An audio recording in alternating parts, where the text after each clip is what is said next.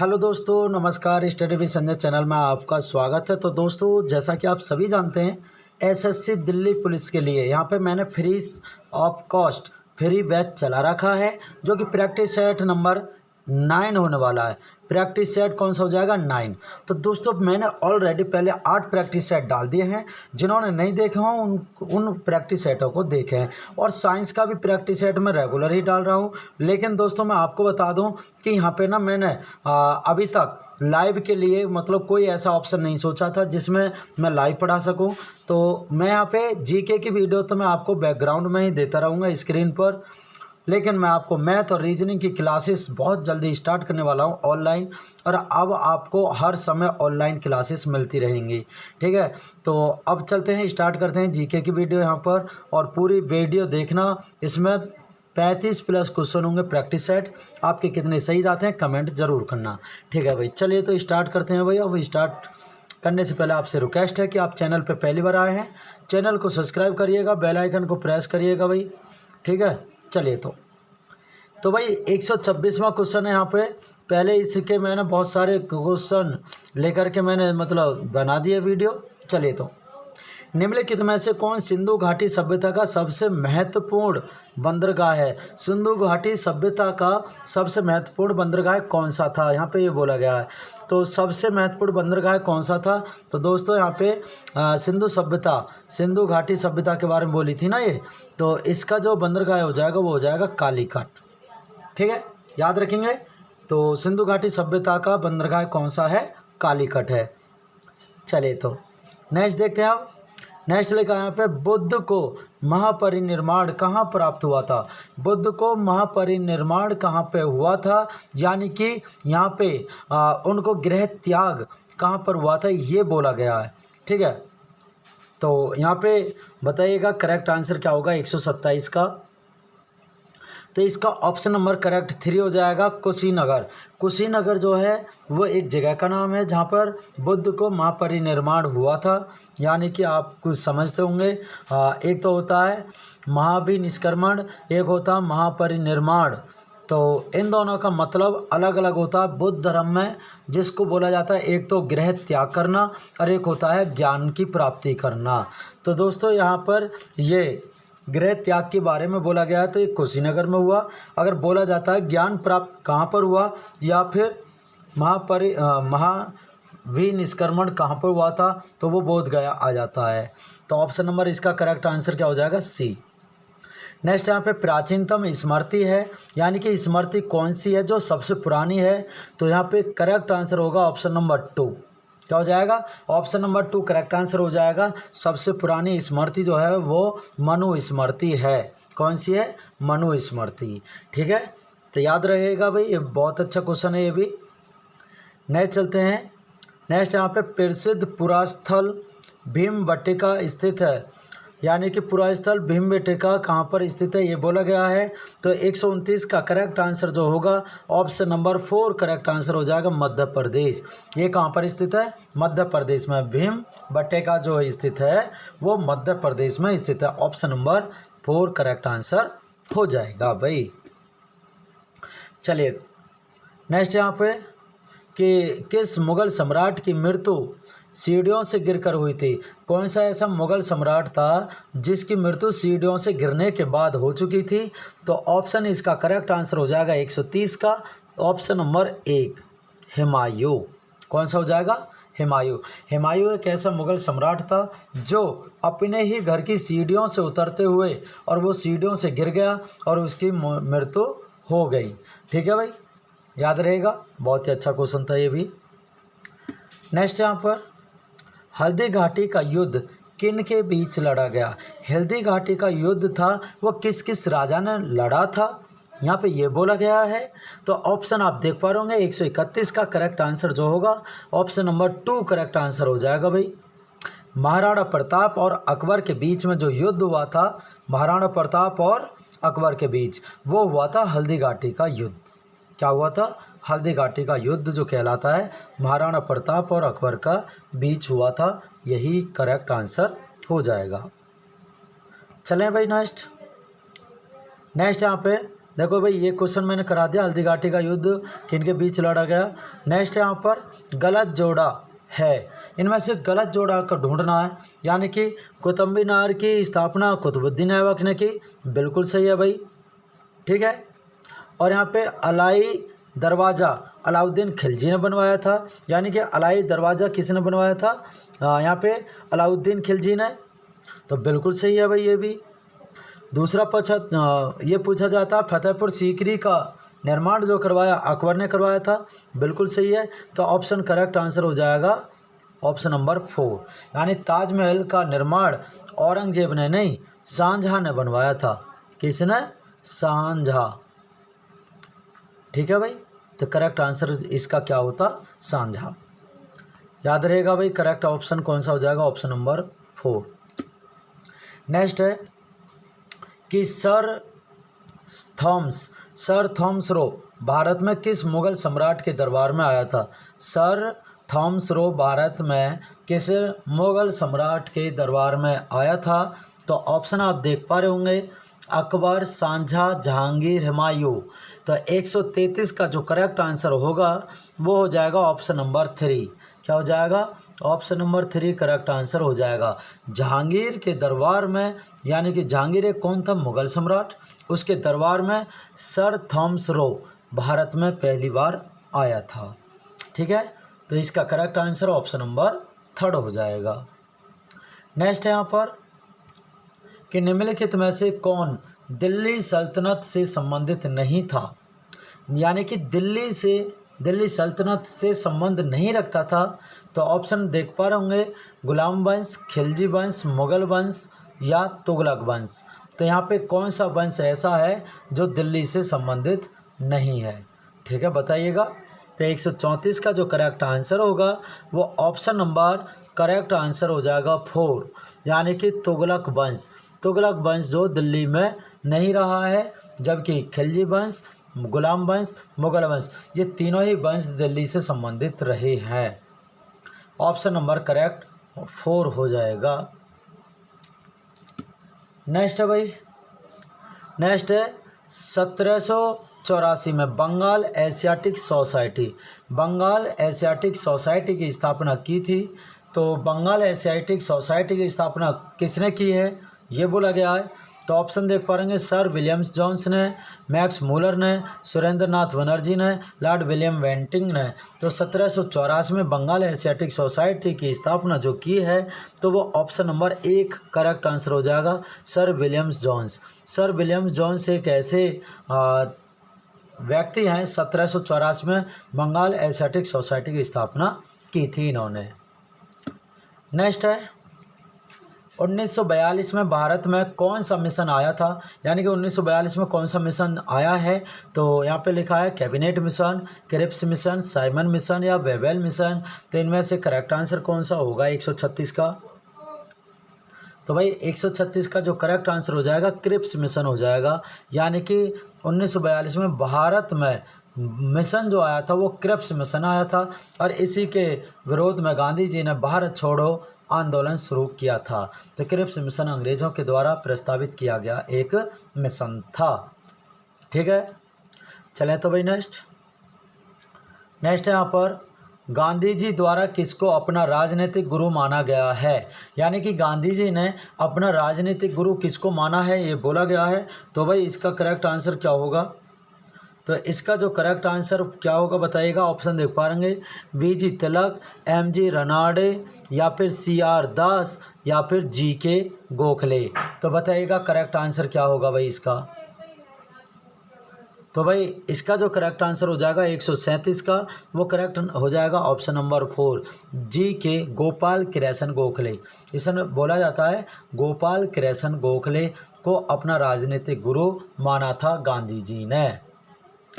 Next है 138 का कि 1857 के प्रथम स्वतंत्रता संग्राम के समय भारत का गवर्नर जनरल कौन था? स्वतंत्रता संग्राम के भारत का गवर्नर कौन रहा था? ठीक है भाई बताइएगा। तो ऑप्शन देख पा रहे लॉर्ड कैनिंग, लॉर्ड कॉर्नवालिस या वारन हेस्टिंग या लॉर्ड डलहौजी। तो 138 का करेक्ट आंसर क्या हो जाएगा? तो 138 का करेक्ट आंसर हो जाएगा लॉर्ड कैनिंग, ऑप्शन नंबर 1। यानी कि 1857 में प्रथम जो स्वतंत्रता संग्राम चला था तो भारत का गवर्नर जो बना था, गवर्नर जनरल, वो बना था लॉर्ड कैनिंग। क्या रहा था? Lord Canning. Correct answer option 1 correct होगा। चलिए नेक्स्ट है यहाँ पर, उत्तर प्रदेश के उच्च न्यायालय के मुख्य न्यायाधीश को शपथ कौन दिलाता है? यानी उच्च न्यायालय के मुख्य न्यायाधीश जो होते हैं उन्हें शपथ कौन दिलाता है? तो ऑप्शन देख पा रहे हैं, भारत का मंत्री, प्रधानमंत्री, या भारत का राष्ट्रपति, सर्वोच्च न्यायालय का मुख्य न्यायाधीश, या उत्तर प्रदेश का राज्यपाल। तो इसका करेक्ट आंसर जो होगा ऑप्शन नंबर 2 करेक्ट आंसर हो जाएगा, भारत का राष्ट्रपति। यानी कि 1 मिनट, सॉरी दोस्तों, यहाँ पे थोड़ी मिस्टेक हो गई है, ऑप्शन नंबर 2 नहीं होगा इसका। मैंने ये उत्तर प्रदेश नहीं पढ़ा लेकिन उच्च न्यायालय पढ़ लिया है, मुख्य न्यायाधीश की बात कर ली है, तो इसलिए इसका गलत हो जाएगा ये। तो ऑप्शन नंबर 4 करेक्ट आंसर होगा। यानी कि उत्तर प्रदेश के मुख्यमंत्री को, उत्तर प्रदेश के मुख्य न्यायाधीश को जो शपथ दिलाता है वो दिलाता है उत्तर प्रदेश का राज्यपाल। यानी कि राज्य के अंदर राज्यपाल की शक्ति सबसे बड़ी होती है, इसलिए मुख्य न्यायाधीश, मुख्यमंत्री, इन सभी को शपथ कौन दिलाता है? राज्यपाल। याद रहेगा भाई। चलिए नेक्स्ट है यहाँ पे, त्रिस्तरीय पंचायती प्रणाली की अनुशंसा की थी। तो अनुशंसा किसने की है त्रिस्तरीय पंचायती प्रणाली की? तो यहाँ पे ऑप्शन देख पा रहे होंगे, अशोक मेहता समिति, LM सिंघी समिति, RS सहकारिया समिति, या बलवंत राय मेहता समिति। तो 140 का जो करेक्ट आंसर हो जाएगा वो ऑप्शन नंबर 4 ही करेक्ट आंसर होगा भाई। क्या हो जाएगा? ऑप्शन नंबर 4 करेक्ट आंसर हो जाएगा। त्रिस्तरीय पंचायती प्रणाली की अनुशंसा जो की है वो की है बलवंत राय मेहता ने। ठीक है, ऑप्शन नंबर 4 करेक्ट आंसर होगा। चलिए तो नेक्स्ट यहाँ पे 141 का, भारतीय संविधान का कौन सा भाग राज्य के नीति निर्देशक तत्वों से संबंधित है? राज्य के नीति निर्देशक से कौन सा यहाँ पे भारतीय संविधान का भाग संबंधित रहा है? तो 141 का जो करेक्ट आंसर होगा ऑप्शन नंबर 4 हो जाएगा। यानी कि भाग भी 4 होगा। तो ऑप्शन 4 में भाग 4 जो है वो संविधान के राज्य के नीति निर्देशक तत्वों को संबंधित रखा गया है। नेक्स्ट चलते हैं, निम्नलिखित में से कौन उत्तर प्रदेश के प्रथम राज्यपाल थे? अब भाई प्रथम राज्यपाल भी पूछ सकता है, प्रथम राष्ट्रपति भी पूछ सकता है, प्रथम मुख्य न्यायाधीश भी पूछ सकता है, कुछ भी पूछ ले। तो प्रथम वाले तो सभी को याद होने चाहिए भाई। तो उत्तर प्रदेश का प्रथम राज्यपाल कौन है ये बोला गया है। तो 142 का जो करेक्ट आंसर हो जाएगा वो ऑप्शन नंबर 3 करेक्ट आंसर होगा, सरोजिनी नायडू। सरोजिनी नायडू जो है वो उत्तर प्रदेश के प्रथम राज्यपाल रहे थे। ठीक है भाई, सरोजिनी नायडू इसका करेक्ट आंसर हो जाएगा। चलिए नेक्स्ट चलते हैं 143वां क्वेश्चन, अंतर्राष्ट्रीय न्यायालय कहाँ अवस्थित है? अंतर्राष्ट्रीय न्यायालय कहाँ स्थित है ये बोला गया है। तो ऑप्शन देख पा रहे होंगे, हैग में, न्यूयॉर्क में, जेनेवा में, पेरिस में। तो 143 का जो करेक्ट आंसर हो जाएगा ऑप्शन नंबर 1 करेक्ट आंसर होगा, हैग। क्या हो जाएगा भाई? हैग इसका करेक्ट आंसर हो जाएगा ऑप्शन नंबर 1। अंतर्राष्ट्रीय न्यायालय जो है वो हैग में स्थित है। कहाँ पर है? हैग में। ठीक है भाई, चलें तो नेक्स्ट चलते हैं भाई। देखो नेक्स्ट है 144 का, कि पंचायती राज का सिद्धांत आधार है, सैद्धांतिक आधार है। तो पंचायती राज जो है उसका सैद्धांतिक आधार क्या है? तो 144 का जो करेक्ट आंसर होगा वो ऑप्शन नंबर 2 करेक्ट आंसर हो जाएगा, क्योंकि लोकतांत्रिक विकेंद्रीकरण ही पंचायती राज का सैद्धांतिक आधार माना गया है। ठीक है भाई, समझ में आ गया होगा भाई।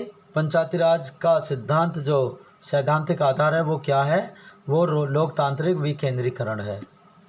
नेक्स्ट है यहाँ पर कि राष्ट्रपति का निर्वाचन होता है। तो राष्ट्रपति का निर्वाचन होता है कितने वर्षों के लिए? तो भाई यहाँ पे क्लियरली सभी को पता होगा कितने वर्षों के लिए होता है। तो वो 5 वर्षों के लिए होता है। ऑप्शन नंबर 2 करेक्ट आंसर होगा। क्या हो जाएगा? ऑप्शन 2 करेक्ट आंसर होगा। तो भारत का जो राष्ट्रपति होता है उसका निर्वाचन जो किया जाता है वो पहले 5 वर्षों के लिए किया जाता है। चाहे वो इलेक्शन दूसरा लड़ करके फिर से 5 वर्ष के लिए बन जाए, लेकिन एक पंचवर्षीय में मात्र वो 5 वर्ष के लिए ही राष्ट्रपति पर निर्वाचित रह सकता है। नेक्स्ट है, जबकि भारतीय संविधान में कितनी अनुसूचियाँ हैं? तो भारतीय संविधान में कितनी अनुसूचियां हैं तो सभी को पता होगा। पहले कितनी थी 8 और अब कितनी कर दी गई हैं 12। तो भारतीय संविधान में अनुसूची जो रखी गई हैं वो 12 अनुसूचियाँ रखी गई हैं। अगर भाग की बात करेगा तो उसमें अब प्रेजेंट में अगर कहा जाए तो 25 भाग हैं, लेकिन संविधान में मूल संविधान में 22 भाग हैं। चलिए नेक्स्ट यहाँ पर सर्वोच्च न्यायालय में न्यायाधीशों की सेवा निवृत्ति की उम्र है, यानी कि वो कब कितनी एज में रिटायर हो सकते हैं सर्वोच्च न्यायालय के न्यायाधीश। तो यहाँ पे बोला गया निवृत्ति का मतलब होता है रिटायरमेंट होना। तो भाई 147 का जो करेक्ट आंसर हो जाएगा वो ऑप्शन नंबर 3 करेक्ट आंसर होगा, 65 वर्ष।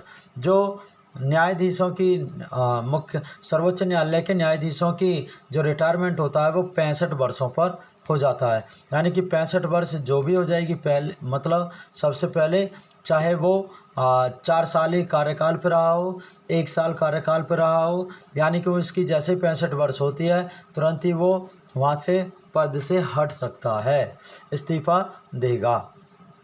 नेक्स्ट 148 का विश्व में कितने महाद्वीप हैं। तो ये तो भाई ऑलरेडी सभी को पता होगा कितने महाद्वीप स्थित हैं। तो इसका करेक्ट आंसर ऑप्शन नंबर 3 होगा, 7। जो विश्व में कितने द्वीप हैं, 7 द्वीप हैं, महाद्वीप। नेक्स्ट है जबकि यहाँ पे विश्व की जनसंख्या में भारत का कौन सा स्थान है। तो भारत का स्थान कौन सा विश्व की जनसंख्या में ये बोला गया है। तो ऑप्शन नंबर 3 करेक्ट आंसर हो जाएगा, दूसरा। यानी पहले स्थान पे कौन आता है, पहले स्थान पर आता है चीन, दूसरे स्थान पर जनसंख्या में आ जाता है कौन, भारत। ठीक है भाई, तो भारत कौन सा स्थान हो गया, दूसरा करेक्ट आंसर हो जाएगा। चले भाई नेक्स्ट है जबकि नीलगिरी पर्वत श्रेणी का सबसे ऊंचा शिखर, नीलगिरी पर्वत श्रेणी जो है उसका सबसे ऊंचा शिखर कौन सा है ये बोला गया है। तो 150 का जो करेक्ट आंसर होगा वो हो जाएगा ऑप्शन नंबर 2, यानी कि डोडा बेटा। इसे दादा बेटा भी कहते हैं, डोडा बेटा भी कह देते हैं। तो डोडा बेटा जो है वो नीलगिरी पर्वत श्रेणी की सबसे ऊंची शिखर चोटी है। समझ में आ गया होगा भाई, बहुत ही अच्छा क्वेश्चन था। नेक्स्ट चलते हैं भाई अब कि जनगणना 2011 के अनुसार, जनगणना 2011 के अनुसार उत्तर प्रदेश का लिंगानुपात है, यानी उत्तर प्रदेश का लिंगानुपात क्या है जनगणना 2011 के अनुसार। तो भाई उत्तर प्रदेश का लिंगानुपात जो रहा है वो कितना रहा है ये बोला गया है। तो इसका करेक्ट आंसर ऑप्शन नंबर 3 हो जाएगा, 912। इसका मतलब क्या होता है, यानी कि 1000 जहाँ पे बॉयज़ होंगे यानी पुरुष होंगे वहाँ पे 912 गर्ल्स होंगे यानी लड़कियाँ होंगी, या फिर हम कह सकते हैं लेडीज़ होंगे। यानी हम कह सकते हैं 1000 पुरुषों पर 912 महिला होती हैं, उसी को लिंगानुपात कहा जाता है। अब बात यह होती है कि भाई सबसे ज़्यादा लिंगानुपात किस जगह का है, तो वो केरल का था भाई। केरल में लड़कियां ज़्यादा हैं लड़के कम हैं, लेकिन यूपी में हर स्टेट में लड़के ज़्यादा होते हैं लड़कियां कम होती हैं, तो इसी को लिंगानुपात बोला जाता है। ठीक है, चलिए नेक्स्ट देखते हैं 152 का भारतीय गन्ना अनुसंधान, भारतीय गन्ना अनुसंधान संस्थान कहाँ स्थित है। तो भारत का गन्ना अनुसंधान संस्थान कहाँ स्थित है ये बोला गया है। तो 152 का जो करेक्ट आंसर हो जाएगा ऑप्शन नंबर 4 हो जाएगा भाई, लखनऊ में। तो गन्ने के लिए याद रखेंगे वो कहाँ पर है, लखनऊ में संस्थान है। चलें नेक्स्ट है यहाँ पर निम्नलिखित में से कौन गंगा नदी की सहायक नदी है। निम्नलिखित में से कौन गंगा नदी की सहायक नदी है, जो सहायता करती है। तो भाई सभी को पता होगी यमुना नदी जो है वो गंगा नदी की सहायक नदी कहलाती है। ठीक है, तो ये ही इसका सहायता करती है भाई पानी में। दिन और रात कहाँ बराबर होते हैं, प्राइम मेरिडियम या ध्रुव या विषुवत रेखा अंटार्कटिका पर। तो इसमें करेक्ट आंसर क्या होगा 154 का। तो जो 154 का करेक्ट आंसर हो जाएगा ऑप्शन नंबर 3 हो जाएगा, विषुवत रेखा। विषुवत रेखा पर दिन और रात हमेशा बराबर होते हैं, ना छोटा ना बड़ा होता है, याद रहेगा। यानी कि विषुवत रेखा से ऊपर जाएंगे तब भी दिन छोटा रात बड़ी होगी, और नीचे जाएंगे तब भी दिन छोटा रात बड़ी हो जाएगी, लेकिन फिक्स नहीं हो सकती है। नेक्स्ट यहाँ पे 155 का हरिकेन क्या है भाई, हरिकेन के बारे में बोला है। तो हरिकेन क्या है, समुद्री धारा, नदी, मिट्टी और चक्रवात। तो हरिकेन हमेशा याद रखना भाई। तो हरिकेन चंद्रवात, यानी कि ऑप्शन नंबर 4 चक्रवात जो है करेक्ट आंसर होगा। हरिकेन चक्रवात को ही कहा जाता है। याद रहेंगे भाई ये क्वेश्चन, बहुत ही अच्छे क्वेश्चन थे प्यारे, जो कि बहुत सारे क्वेश्चन मैंने यहाँ पे लिखे हैं। नेक्स्ट चलते हैं। नेक्स्ट यहाँ पे उत्तर प्रदेश का सबसे बड़ा ज़िला कौन सा है? तो उत्तर प्रदेश का सबसे बड़ा ज़िला पूछा, महोबा, कुशीनगर या फिर लखीमपुर खीरी या वाराणसी। तो इनमें से 156 का करेक्ट आंसर जो होगा ऑप्शन नंबर 2 हो जाएगा, लखीमपुर खीरी। लखीमपुर खीरी जो है उत्तर प्रदेश का सबसे बड़ा ज़िला है। ठीक है, क्या है? लखीमपुर खीरी। नेक्स्ट यहाँ पे ऊटी अवस्थित है। ऊटी कहाँ स्थित है ये बोला गया? केरल में, कर्नाटक में, उत्तराखंड में, तमिलनाडु में। तो 157 का जो करेक्ट आंसर हो जाएगा ऑप्शन नंबर 4 हो जाएगा, तमिलनाडु। तमिलनाडु में कौन स्थित है भाई? तमिलनाडु में ही ऊटी अवस्थित है। क्या है? ऊटी एक जगह का नाम है, वो अवस्थित है उत्तराखंड के अंदर, वो तमिलनाडु के अंदर, सॉरी। 158 का क्वेश्चन देखते हैं भाई। 158 का लिखा, कल्याणकारी राज्य विस्तृत मिश्रण है। क्या बोला है? कल्याणकारी राज्य विस्तृत मिश्रण है। तो यहाँ पे किस किस का मिश्रण है ये बोला गया है। तो 158 का जो करेक्ट आंसर हो जाएगा ऑप्शन नंबर 4 हो जाएगा भाई, उदारवाद और समाजवाद। उदारवाद और समाजवाद जो है कल्याणकारी राज्य विश्वत मिश्रण कहलाता है। ये दोनों मिक्स होते हैं जब यहाँ पे कल्याणकारी विश्वत हो जाती है। ठीक है, चलिए 159 का देखते हैं।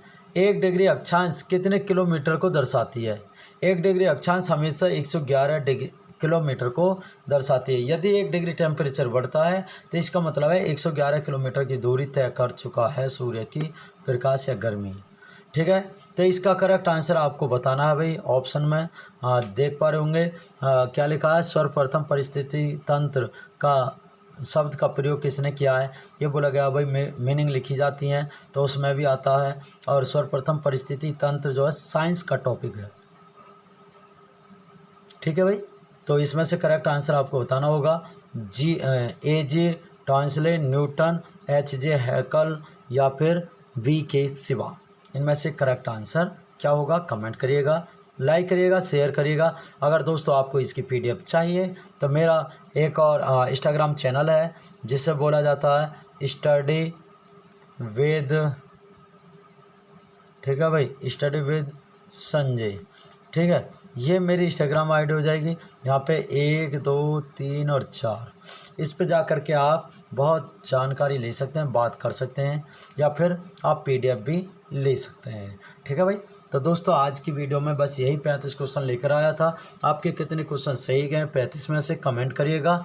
और इसी वीडियो के डिस्क्रिप्शन में आंसर मोबाइल नंबर लिखा है, वहाँ से आप मुझसे डायरेक्टली व्हाट्सएप पर बात भी कर सकते हैं। ठीक है भाई, मिलते हैं नई वीडियो में, जब तक के लिए बने रहिएगा। Take you, bye bye.